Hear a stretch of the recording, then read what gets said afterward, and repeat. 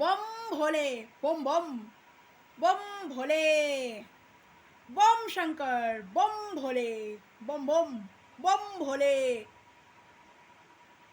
বলছি সাধুমা, সাধুমা, হ্যাঁ বল, কি সমস্যা নিয়ে এসেছিস তুই আমার কাছে?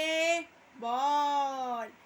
যদি আমার সমাধানের মধ্যে সেটা থাকে তাহলে আমি নিশ্চয়ই সমাধান করে দেবো। বল, কি সমস্যা নিয়ে এসেছিস বল।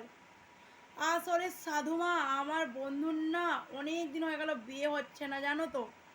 হ্যাঁ হ্যাঁ, তুই আমাকে কি বলবি রে হতচ্ছাড়ি, তোর বন্ধুর মুখ দেখেই তো বুঝতে পেরেছি, আর গা হাত পা দেখেই বোঝা যাচ্ছে তোর বন্ধুর বিয়ে হচ্ছে না।